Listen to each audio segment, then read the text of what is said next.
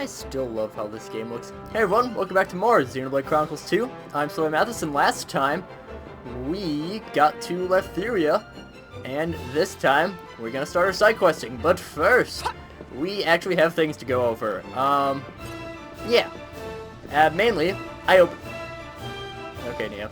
up new blades. So, I will begin to show them off. You'll notice there's a little bit different, that most of them don't have the little, like, the nameplate thing that shows up with them. That is because I thought I was recording. I did not actually press record when opening most of these.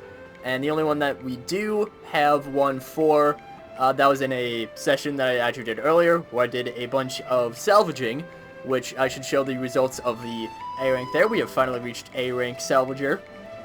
And yeah, so to start us off,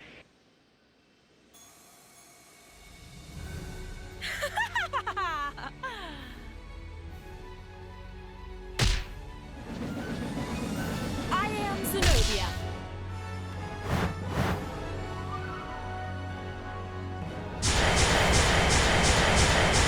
I'll take on the strongest comers.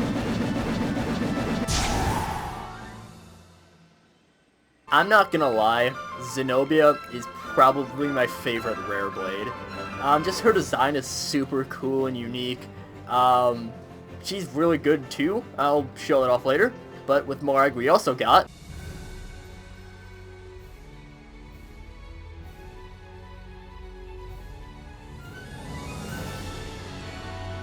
I'm known as Azami.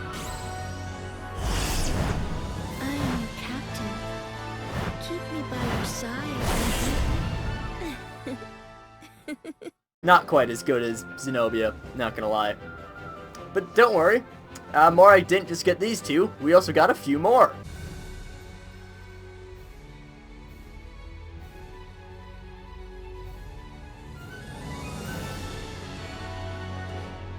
My name is Percival.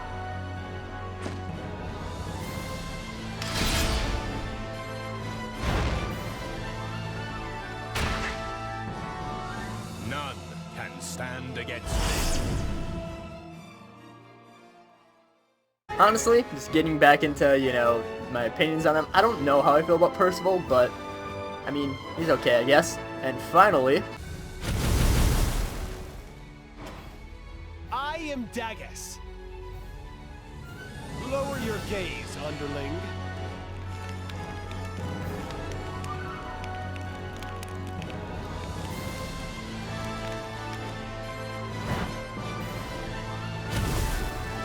You have the honor of being my driver.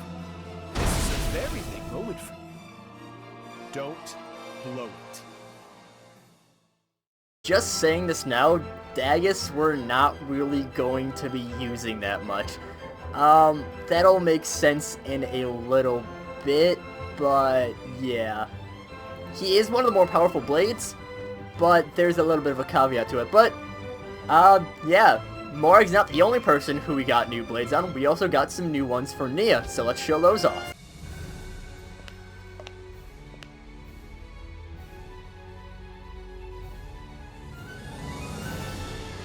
I'm Agate.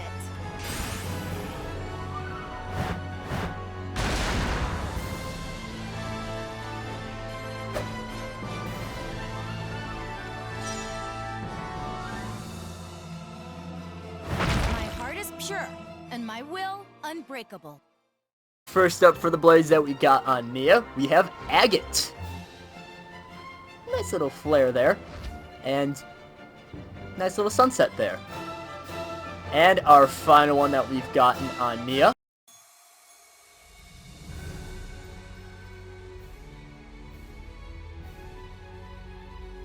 I'm Adenine.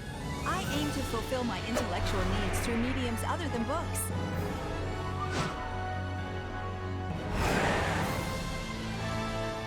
Time to travel the great wide world and stimulate the synapses. Is Adenine. Technically, we actually opened her up on Morag, but I did switch her over to Nia because she is a little bit better of a fit on Nia. So, let's go into what all of them do, as well as what Bridget does, because I don't think we actually went into that. I have actually unlocked a new key affinity over the grind. Heat Haze increases aggro drawn from specials. Will-o-the-Wisp increases damage dealt to launched enemies. Swirling Dragon increases damage when your health is low. Warpire adds damage dealt for each attack that the driver evades. Firewalker improves your evasion when your health is low. And Dance of Flames adds a chance of evading ranged attacks. Field skills, Fire Mastery, Keen Eye, Mineralogy. Moving on over to Percival. Percival, Dark Serpent increases aggro drawn from specials. Blade Vortex increases damage dealt to enemies targeting the user. And Grim Moon adds a 1% chance to it's a straight 1% chance to incapacitate enemies. It's really good. Eater of Men increases damage dealt for each enemy incapacitated. Soul Sucker restores health each time an enemy is defeated. And Brandish adds a chance of felling a humanoid on attack, which is okay. Field skills, Dark Mastery, Leaping, Assassination. Which is unique to Percival, the Assassination one is. Yeah. Agate. I accidentally used her once during the, during my off-screen salvaging. Heliodor Passion, Heliodor Passion, increases damage dealt to launched enemies. Star Barrel Courage increases damage dealt to toppled enemies. And Rhodochrosite Might increases your crit damage. Disrupt Iolite increases damage dealt when at max, for the whole party, when at max affinity. Tanzanite Pursuer increases damage dealt to toppled enemies. And Tiger's Eye Wrecker increases damage dealt to insects. Field skills, Prospecting, Mineralogy, Keen Eye. Next up is Dagus. Dagus is really weird. Yeah, this is not his full affinity chart. It seems weird that there's these, but we aren't going to... Dagus has 2 affinity charts, I'll just say that right now. And his second one is unlocked after completing his Blade Quest. However, I'm not going to be doing his Blade Quest until post-game. There are reasons why I'm doing that, but yeah. Flame Crown increases damage dealt to aquatic organisms. Tyrant Crush increases crit damage. And Kaiser Flare increases damage dealt when your health is low. Kaiser Zone increases damage in the AoE of party, when at max affinity. Regal Presence increases blade combo damage. Gold Effect increases the enemy drop rate.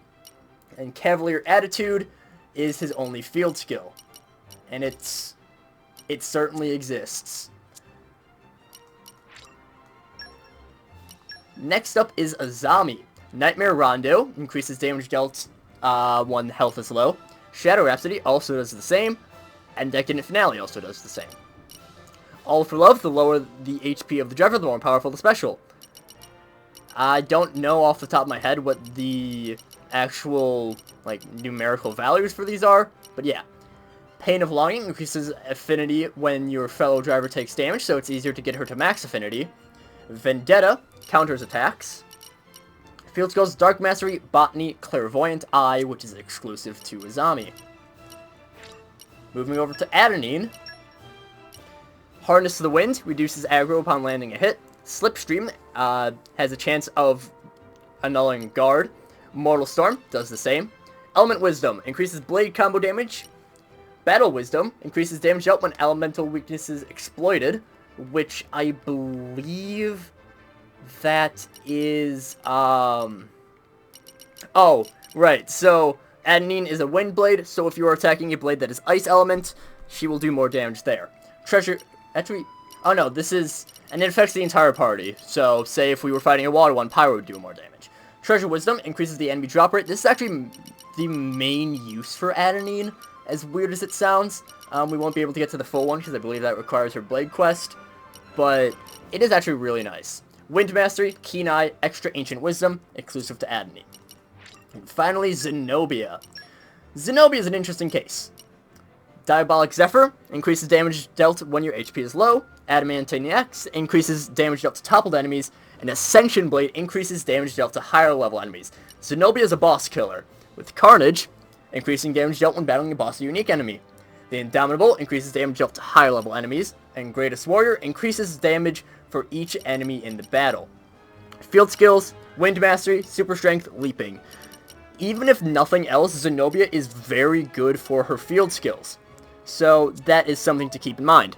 Of course, if I can actually show it off with Morag, I should probably actually equip Zenobia for that. I've been so bored. I was about And to I'll go get out core chips hunting on him in a solo. moment. So for example, right here we can see that in order to get these up, we have to defeat unique monsters. And speaking of that, I don't think I'm actually going to be doing all that much in this episode in terms of live comm, because I think probably the rest of this runtime will just be me skipping around and taking care of all of the off-screen, kind of off-screen, unique monsters. I'll probably just, like, speed up all the battles, play some music over this. That's really all I'm going to be doing. I'm not going to be actually side questing. I'm just going to be taking care of every unique monster in the game that we have access to. So, yeah. This will probably be the last you hear from me. So, next time we'll actually start doing side questing. So until then, see you guys later. But of course we have this to do first.